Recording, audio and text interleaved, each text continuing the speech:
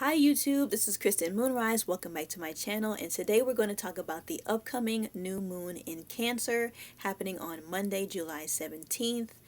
In Houston, Texas, it's around 1:30 p.m. And so I think that this sign is, this Cancer new moon is great to really talk about family values. So again, also, if this is your first time tuning in, or just to reiterate, I like to use these energies of the full and new moons in a practical sense. I like to use these energies directly into my life and implement change. And I don't really like to let the energies use me. So that's how I talk about this astrology on my channel. And that's how I like to talk to others to really implement new change in their lives by using these energies and not being a victim to these energies. So there are a few subscribers that aren't familiar with astrology, so I also kind of go over the traits of each sign before going into my analysis. So Cancerian traits. But also, you can definitely skip over this or pass this if you don't feel like you want to listen to this part. Cancerian traits. Cancer is a feminine water cardinal sign, which means it's an initiator. The energies of Cancer is that it's imaginative, it's sympathetic, protective, tenacious, and loyal. The shadow side of Cancer is that Cancer can definitely be very possessive, moody, critical, self-pitying, and naggy.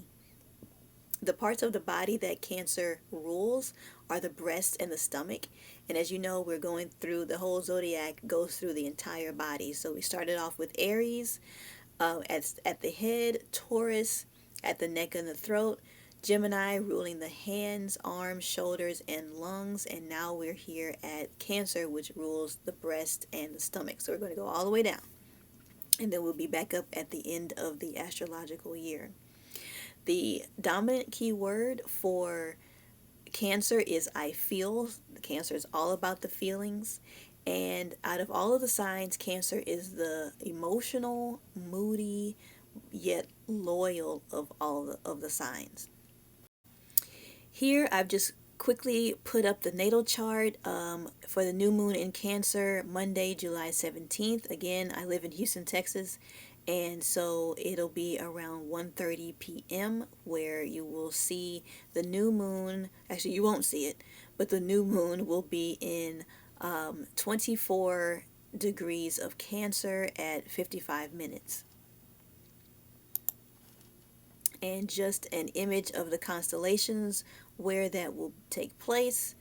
The moon will be, and sun will be just outside of the constellation of Gemini.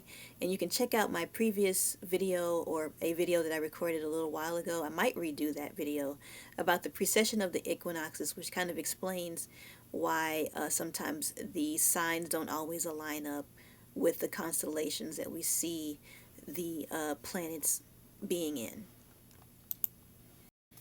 So the oracle cards. So we have a new moon here. It's always a great time to start new. A new start is coming. With it being a new moon in Cancer, you and your loved ones are safe. I thought I said family, but same thing. And because it is a cardinal moon, be bold and make the first move. Or a cardinal sign. Be bold and make the first move. So I want to talk about that word safe in terms of the family. So I believe that Cancer is a really good reciprocal of itself. You can say that every sign is really a good reciprocal of itself, as it has its light and its dark sides. But I think Cancer is a very, very great example, a strong reciprocal of itself. So as we know that, as we just mentioned, Cancer is a feminine, water, and moody sign. But because it is a cardinal sign, that's a very masculine energy, as it takes initiative. It self starts. Also, because it takes safety into account, and protection into account, that is also very masculine. So the feminine, as we know, cannot exist without that masculine being able to surround it. And in fact, we can kind of say that that actually kind of describes the crab, the Cancer. It's got that hard shell and that soft, mushy interior that we all know Cancerians can be. So it definitely, it has that very strong feminine and masculine, even you can even say androgynous energy around it. So Cancer is a very, very good sign for polarity. And even like the glyph for Cancer, it has the two crab claws around each other, kind of reminds us of that yin and yang energy. So polarity is a very good word with that reciprocal energy that Cancer has. So family is very, very important to Cancerians. So what does a family need to be safe? And that's really up to all of us to determine that for ourselves. So this is a time to reflect on if we are being and setting good examples to future generations. And what you didn't receive in your upbringing, you can definitely set those examples today. And so for me, that means breaking a lot of generational curses, being self aware, not to carry bad habits and behaviors onto the next generation, implementing clear values, embodying those values, being an example of those values, better communication, acknowledging one another. And so it also means understanding true relationship dynamics, understanding the masculine, understanding the feminine. Will the partner that you choose advance you and any children that you may have, or will they hold you back? So consider the feminine and masculine polarity here in the family dynamic. Are the energies allowing each other? Are they giving each other space and room?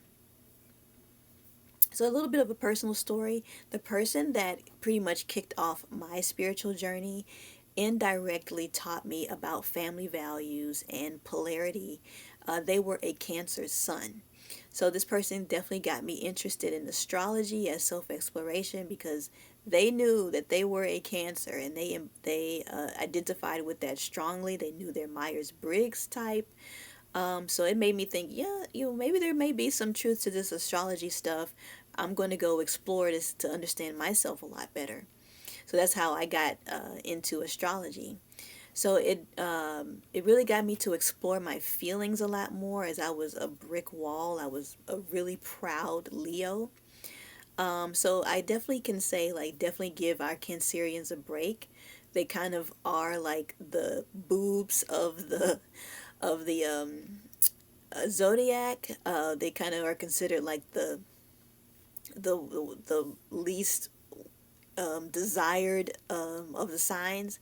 But I think we should definitely appreciate that level of depth that they really do have and ownership over that depth that they have.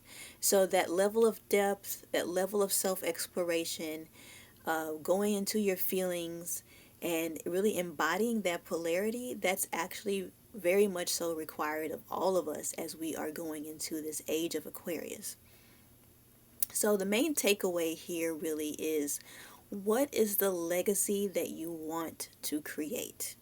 Something that you can start now that hasn't been done in your family before that will advance you. So with this new moon, these are new energies that you can really implement. So really definitely think about that, journal about that.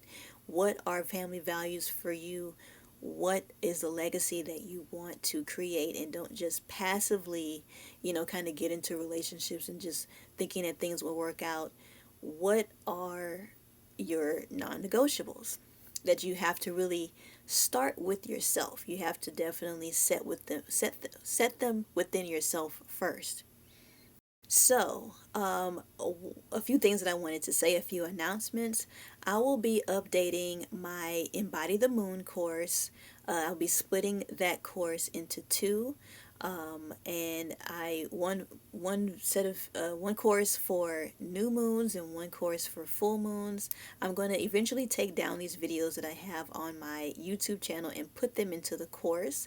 I'm also going to add new more moon rituals and self-improvement steps all into those courses, so definitely stay tuned as I update those courses. And also, you can check out my website. I've now opened up to one-on-one coaching. I have a new coaching package called Know Thyself Transformation. For the past 3 months or so, I have been certified as a spiritual life coach. So I'm actually going to bring that to the forefront now. And so this course, this coaching package that I have now that's open for booking is all about, it's titled again, Know Thyself Transformation, and it's about identifying and eliminating your blocks, stop self sabotaging, and getting into the right mindset. And understanding yourself on a spiritual level. So basically everything that I have went through, I am now opening that up for coaching. I will talk about a little bit more about that on another video, but I am taking clients, so everything is going to be in the description box or on my About tab on my YouTube channel if you wanted to know more information. You can email me if you have any questions. And so pretty much that's it. I hope that you enjoyed this video. Please like, share, comment, and subscribe, and I'll see you in the next one. Bye.